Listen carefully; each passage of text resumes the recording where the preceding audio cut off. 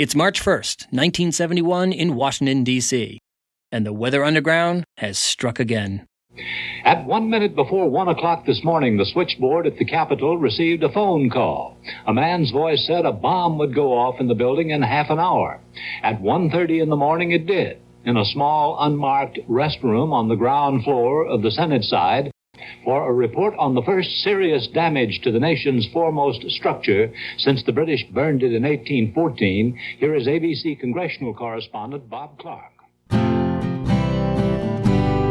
You are listening to In the Past Lane, the podcast about history and why it matters. We, the people of the United States, in order to form a more to huddled masses yearning to breathe free. Consider that we shall be as a city upon a hill. That all men and women are created equal. Give me liberty or give me death. Nobody's free until everybody's free. The government of the people, by the people, for the people, shall not perish from the earth. History matters because it's not just about the past. History's about us, here and now. It explains the world we live in and why things are the way they are. And history gives us insights into how to achieve a more just, peaceful, and prosperous future. So people, let's do this. Hi there, everyone. Welcome to In the Past Lane, the podcast about history and why it matters. I'm host Edward T. O'Donnell, your historian at large, and this is In the Past Lane, episode 29. In which we take up the issue of how the U.S. has struggled to uphold its commitment to free speech and other civil liberties in times of national crisis. We are coming to you this week from the Timothy McVeigh Studios, located on the campus of Holy Cross College in Worcester, Massachusetts. You can learn more about me, this podcast, and our guests at our website, inthepastlane.com, and on Facebook, and Twitter, and Instagram. All right, I say we keep this intro short and sweet. Today, we're heading to Chicago to hang with some spies, traitors, saboteurs, subversives, radicals, and terrorists. It's going to be a total party, people. But before we do, I owe you good listeners an apology. Some of you may have noticed that at about minute 24 of our last episode, the outro music to this podcast randomly started to play, making it hard to hear my interview with Carol Birkin. I quickly fixed the problem, so some of you may not have even noticed. But if your download included the screwy version, and you still want to hear the clean version of this interview, you can delete the screwy one and download the clean one. And again, my apologies. Actually, one more thing. If it makes you feel any better, Lulu's pretty ticked off at me for messing up. Right, Lulu? I'm ignoring you. Okay, people. Check under the car for any suspicious wires. Your journey in the past lane begins now.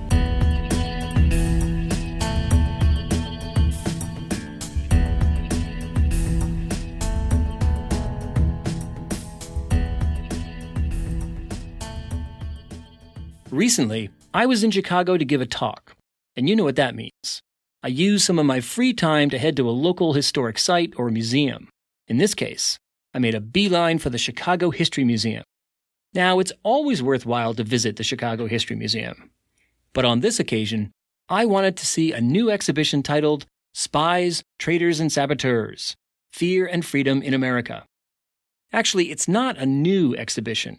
It was created by the International Spy Museum in Washington, D.C. in the wake of 9/11, and it's been traveling around the U.S. since 2004. So what's it all about? Here's how the creators described it. The exhibition reveals 9 major events and periods in U.S. history when Americans were threatened by enemies within its borders. It depicts how the government and public responded, illustrating the corresponding evolution of U.S. counterintelligence and homeland security efforts, and examining the challenge of securing the nation without compromising the civil liberties upon which it was founded. So, it's all about the history of the enemy within, various radical and subversive groups that have attempted to undermine or even overthrow American institutions, or groups that have been perceived as seeking these goals. Some of the topics covered in this exhibition include the KKK, Japanese internment, the Weather Underground, the Oklahoma City bombing, Soviet spies and McCarthyism, German sabotage efforts during World War I, and more. And in each case, as the exhibition's creators explained, it examines how Americans reacted, and often overreacted, to these incidents. With fears about terrorism on the rise in 2017, and an intense debate over the Trump administration's efforts to ban immigration from select, predominantly Muslim nations, this exhibit remains very timely.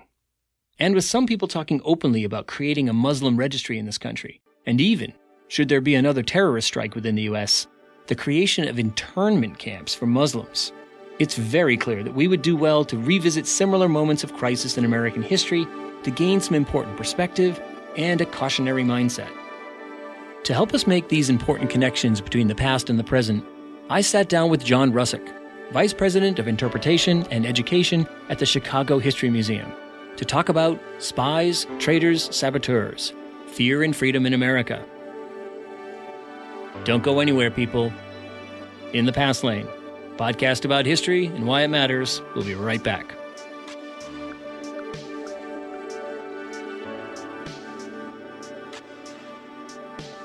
You are listening to In the Past Lane, the podcast about history and why it matters.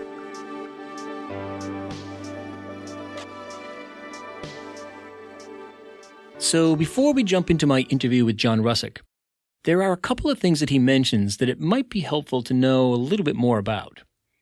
One of them is the Haymarket riot, or as most historians tend to call it these days, the Haymarket bombing. This incident occurred on May 4th, 1886 in Chicago's Haymarket district. The 1880s were an incredibly intense and tumultuous period in American history, marked by thousands of strikes, political insurgencies, and the rising popularity of radical ideologies like socialism and anarchism. And all of this comes to a head on May 4th, 1886, when thousands of workers gather at a labor rally in Haymarket.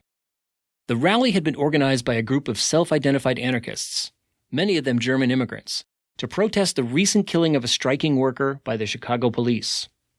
The rally, as you can expect, featured lots of angry speeches, but it went off without any violence.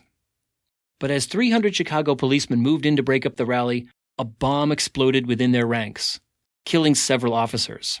In the ensuing bedlam, surviving officers fired their revolvers into the crowd, killing protesters and police officers alike. In the end, 7 policemen and 6 protesters lay dead. The next day, headlines across the country screamed that bloody anarchy was on the march in America. This hysteria led to the first Red Scare in American history. Across the country, hundreds of radicals and labor leaders were arrested, and this included the men in Chicago who had organized the Haymarket rally. They were subsequently convicted on specious evidence, and many of them were executed. Along with these arrests, unions collapsed and labor newspapers were shuttered. It would take several decades for the labor movement to recover. But in 1919, a second Red Scare erupted in America. That's right. For those of you keeping score at home, Joseph McCarthy and his anti-communist crusade in the 1950s was the third Red Scare. Anyway, this second Red Scare was touched off by 3 things. First, the Bolshevik Revolution in Russia. Second, a huge post-World War I strike wave that swept across the country. And third, a mysterious series of bombings and attempted bombings aimed at public officials and business leaders like John D. Rockefeller. One of the officials targeted was the Attorney General A. Mitchell Palmer. Palmer wanted vengeance against the radicals who had planted the bombs, and he also had presidential ambitions. So he launched a highly publicized, sweeping roundup of suspected radicals. Known as the Palmer Raids, they led to the arrest of more than 10,000 people, most on scant or non-existent evidence, and eventually the deportation of 500 people. As with the first Red Scare, this one seriously weakened the labor movement. And it raised major questions about the vulnerability of civil liberties in times of national crisis. All right, enough background. Let's get to my interview with John Russick.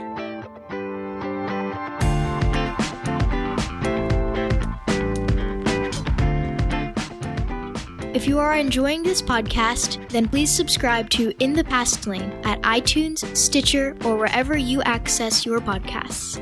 Subscribing is free, and once you do it, new episodes of In the Past Lane are automatically downloaded to your listening device. Subscribing also gives you access to the entire back catalog of In the Past Lane episodes. And if you do subscribe, please leave a review. Thanks.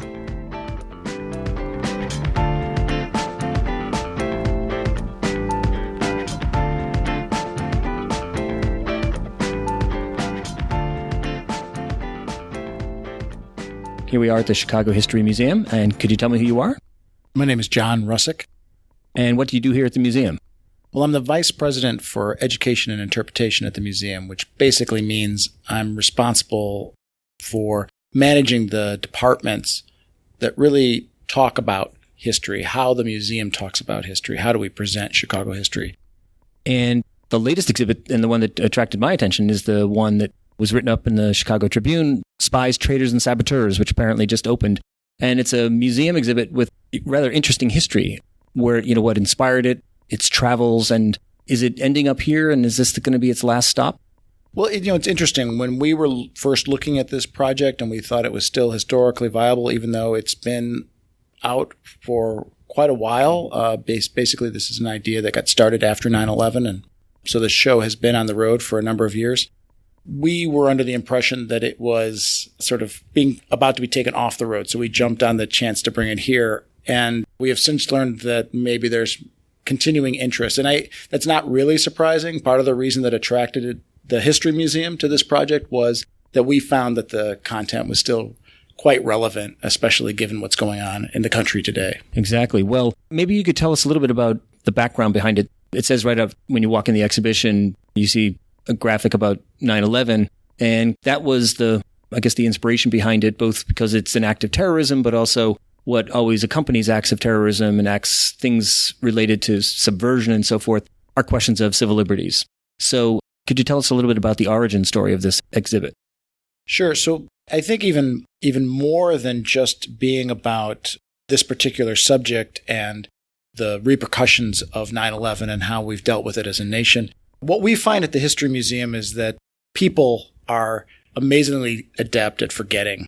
And one of the things that I think makes our job here really vital is that we're in the business of helping people remember the past and see how it's connected to their present.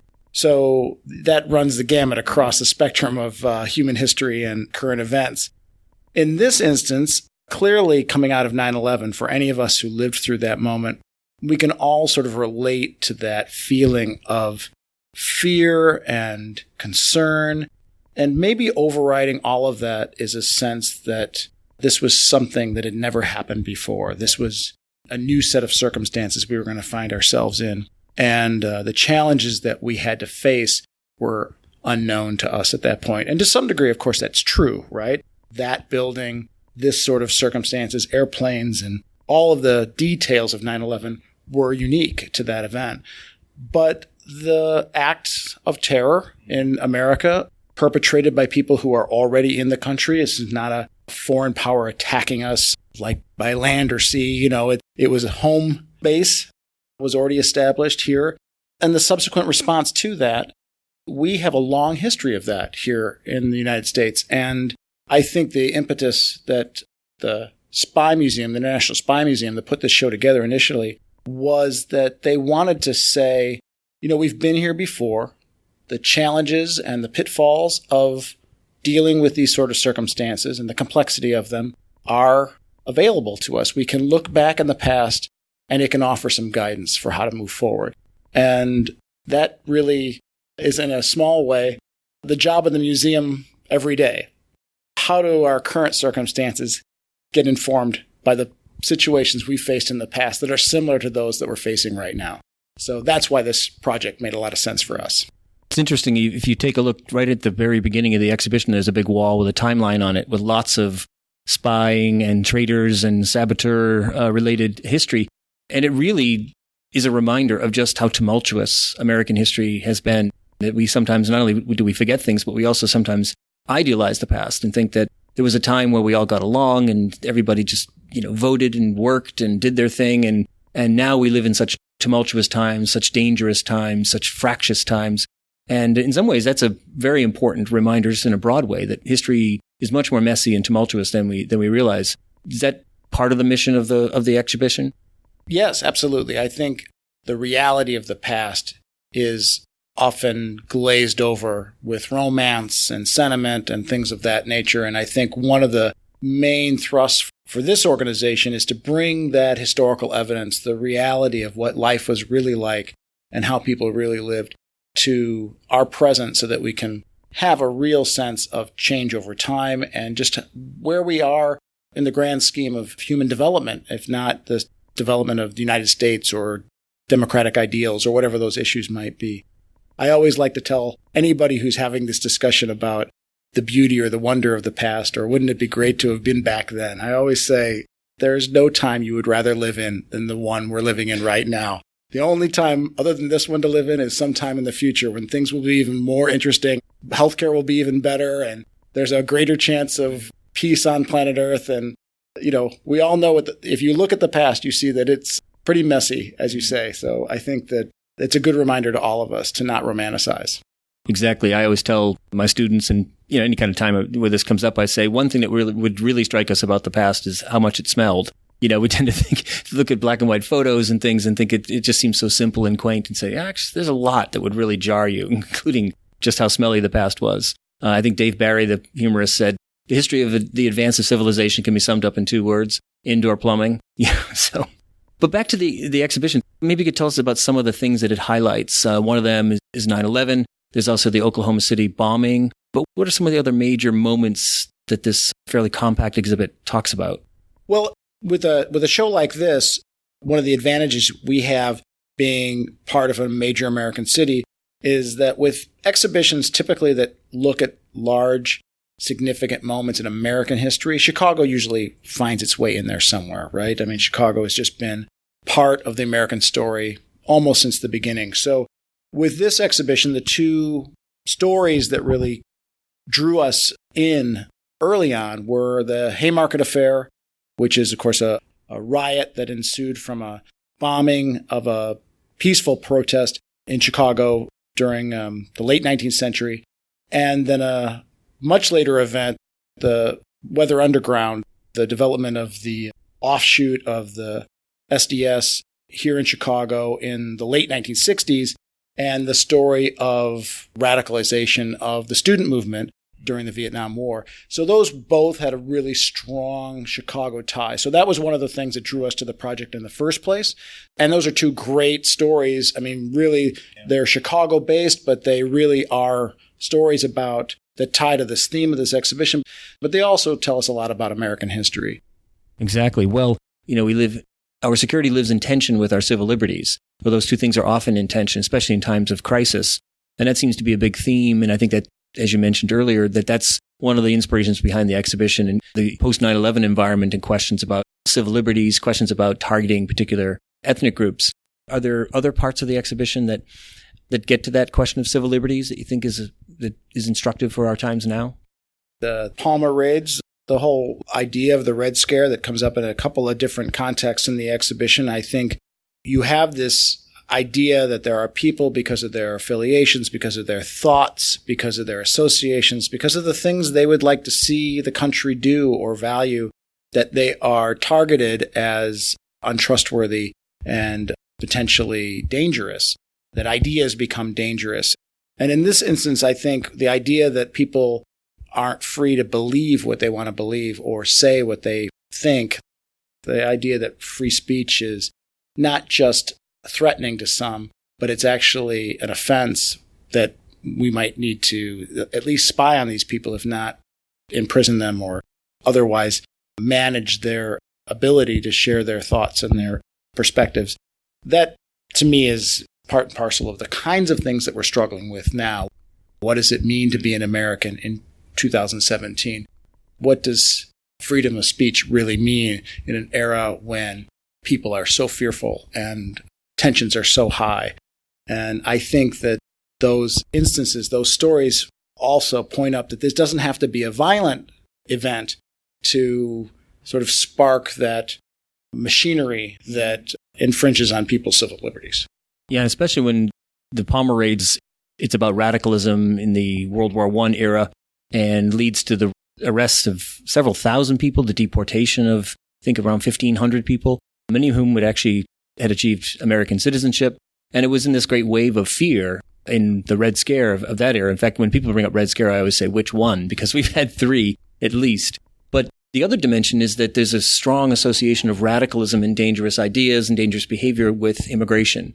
And another chapter of American history that we often forget has always been contested. Do you see that as something that we can learn from the exhibition about how we've perceived and acted relative to immigrants? Is that a message that is important in 2017? Well, I think it's clearly something that the country is struggling with. It's surprising to many of us, I think, that immigration isn't just seen as a natural part of the American experience.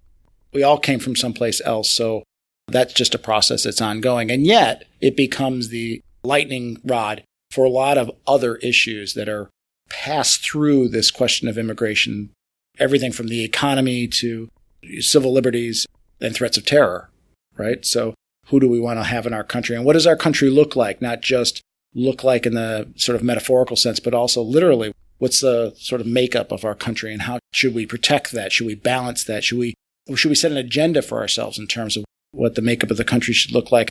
And I think that these moments where you can see where the country has had to grapple with this in the past, I think that those times are instructive for our time, because I think the beauty of looking at the past is not only do we know that these things happened, we also can see the results. We can see the event, we can see the actions taken in response, and we can see sort of the long-term outcome. And that provides us in the present an opportunity to look at our own relationship between event, our current set of actions, and what are the likely outcomes. It's never a one-to-one relationship between the past and the present, but it can be instructive in that way. Yeah, you just have to be open-minded. And you have to be willing to look and be honest about it. And I think that that's another piece of the challenge. Even in the past, you see that as well. People not necessarily even acting in good faith. I mean, in many instances, people are, but in some instances, you have a sense that there's an opportunity here to turn a situation into a circumstance that's going to benefit some people over others. And I think that this is where the whole thing gets very complicated. And I think that's why our time is so complicated. I agree. And one of the things that's interesting beyond the connection of this tumultuous past in American history is that it's in part brings up the question of immigration and inclusion and all of that, but also a lot of these incidents of terrorism, of subversion, and so forth are homegrown. I mean, like the KKK, it features prominently in this exhibit, as did, we mentioned it earlier, the Oklahoma City bombing. I mean, does that say something about American society and its penchant for violence or its penchant for social upheaval and that sort of thing, that sometimes people will feel excluded and need to form organizations and movements on the edges? Well, I think it says a number of things. I mean, for one thing, it says something about American freedom, the realities of American freedom, that people are able to organize themselves in groups that are distasteful in many instances. And to some degree, their right to do that is protected by our country. And even if we don't necessarily believe what they believe or even think they should believe what they believe, it's their right to have those opinions and those thoughts as long as they don't infringe on other people's rights. I think that all of these things come back to a notion of a country that's sort of always struggling with its own sense of itself. We have these founding documents that lay out a pretty broad sense of what liberty and freedom should look like, and how do we apply it to all circumstances? How do we make it equal for all people? That's the fundamental question of America, right? I mean, we only gave women the right to vote. It's not even been 100 years. The country's been around for far longer than that. So how does a country that prides itself on liberty and equality deny the right to vote to half of its population for all that time? This is not to mention, how African Americans have been treated, or the Japanese Americans during World War II. So obviously the country is always struggling with these issues. And so then when you put into that mix German Americans who seem to have divided allegiances during World War I, when America and Germany are at war, they appear to have divided allegiances anyway to some people. You have racial hatred. We're constantly struggling with those issues as well. These things keep coming up, and they constantly remind us that the work of being a fair, equal, free society is never done. And when these moments that rise to the surface, when we have domestic terrorism or we have other groups within the country that threaten our sense of what is fair or what is just, they bring us back to the essential equation is this is a country that we're forming all the time. We're having to remind ourselves that the work of creating America isn't done. It's ongoing. Yeah, it's a really a point that I really love, and I make it all the time. There's a 19th century or late 18th, early 19th century expression that the founders and people on up to Lincoln used all the time, which is they refer to the country as our Republican experiment. And with that, they're clearly saying that it's an ongoing thing, and it's going well, but we could screw it up if we make one false move. So we really need to care for it and attend to it. The Constitution is not a self-sustaining document. Well, I would say so far as we have screwed it up, and we have systems in place, hopefully, that can rectify those situations. We have interned Japanese Americans during World War II, but that wasn't the end of the country because we made that mistake. There were times when the country made the wrong decision, and that wasn't the end of the story because the court system was there to rectify, or the legislature was there to respond, or a president was there to say the right thing instead of the wrong thing. And I think that those are critical moments. Those are instructive moments for all of us, that this is a work that requires citizenship. It requires people to be active. We're a different kind of country in that way. We as people are part of this story and part of the way these things get resolved. Yeah, I think some people would prefer a tidy, neat, kind of heroic history, and people will criticize historians or criticize me sometimes and say, why are you so negative? Why do we have to always talk about slavery and these things? And I say, well, you have to talk about these things because they are important chapters in American history. If you grew up and your parents never told you that you screwed up, you would be a pretty insufferable adult. And if we, as a country, don't remind ourselves of the past mistakes, then we're going to be an insufferable society. I tell people all the time, if you want only happy history, what you really want is not history. You want a family photo album. The family photo album only has the birthday parties, the graduations, the anniversaries, and all that stuff. It doesn't have any of the other things that go on in every other family that are really, really important. Absolutely. And I think that that's part of what makes this exhibition a little challenging for some people, because I think often it's that romanticized, sentimentalized view by Americans of this country's past that sees us as the victors and the people who are on the right side of most of these issues. And this exhibit is really about moments where we were challenged by domestic actors who forced some significant decisions to be made. And in many instances, we look back on those and we think, well, maybe we didn't get it right that time. And I think that's both a testament to the country that we are resilient and we're able to fix those and respond to those situations. And I think it's also a reminder that we're fallible and that real people suffer from the decisions we make if we make the wrong ones. And I think that that's a reinvestment in the checks and balances of government. I think that that's a reinvestment in active citizenry who vote and participate. And I think it's all of our responsibility to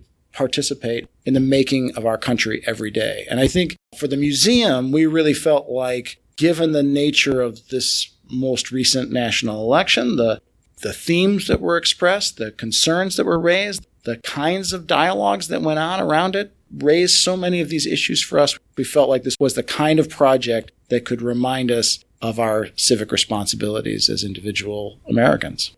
I agree. Well, it's a great exhibit, and I've gone through it once. I'm going to go through it a second time before I leave. Could you tell us what else, if people are in Chicago, besides this exhibit, which is a traveling exhibit, what else can people see in the museum here? Because it's a pretty big collection. The museum is the place to go in Chicago if you really want to know the city. There are all sorts of cultural institutions in Chicago, and there are all kinds of places where you can find out pieces of the Chicago story. But if you want to get the sort of soup to nuts Chicago history, this is the place for it. We can look at Chicago as a place of diverse communities, as a city of immigrants, as a city of skyscrapers, as a city of labor. The Chicago that's represented by the massive collection here at the museum and the variety of exhibitions really is diverse, and it's eclectic, and it's got a rich history. Our flagship exhibition is called Crossroads of America, and it's the story of the city from the beginning, from the earliest days to the present. And we have things here for kids. We have a film that tells the story of Chicago history. We have an exhibition on the search for American freedom that sort of frequently passes through great stories in Chicago. So there's a lot to do here at the museum. Certainly a full day is warranted. All right. Well, thank you very much, and I thank you for taking the time. Really appreciate it. Thanks so much for inviting me. John Russick is Vice President of Interpretation and Education at the Chicago History Museum. He spoke with us today about the newly opened exhibit, Spies, Traitors, and Saboteurs. Fear and Freedom in America.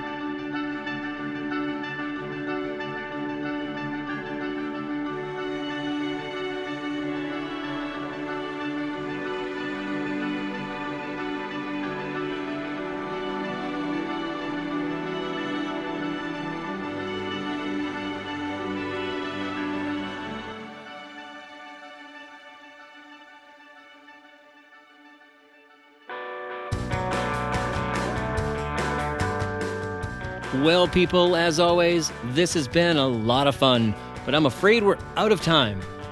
I want to thank you for listening, and I encourage you to weigh in with comments, questions, and suggestions via social media and at our website, inthepastlane.com. At this site, you'll also find a show page for this episode that includes links, essays, images, and further reading suggestions related to all the things we've talked about in this episode. Do you want more information about our guests, correspondents, and other contributors? It's all there at inthepastlane.com. And speaking of social media, if you like this podcast, please follow us on Facebook and Twitter and Instagram. And please, oh please, take a moment to write a review at iTunes, Stitcher, or wherever you access this podcast. Reviews are incredibly important for pulling in new listeners, so please take 60 seconds to leave one. Thanks. In the Past Lane has been made possible by the hard work and dedication of many people. They include podcasting consultant Daryl Darnell of Pro Podcast Solutions, photographer John Buckingham, graphic designer Maggie Salucci, website by ERI Design, legal services by Tippecanoe and Tyler 2, social media by The Pony Express, risk assessment by Little Bighorn Associates, growth strategies by 5440 or Fight. And of course, 1,000 thank yous to our executive producer, Lulu Spencer.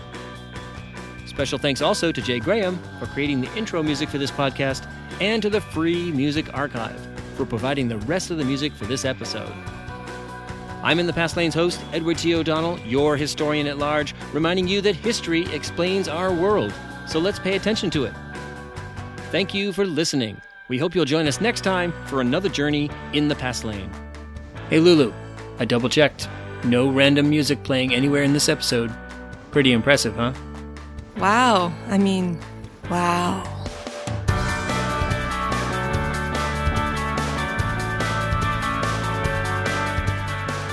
SBI, Snoring Beagle International.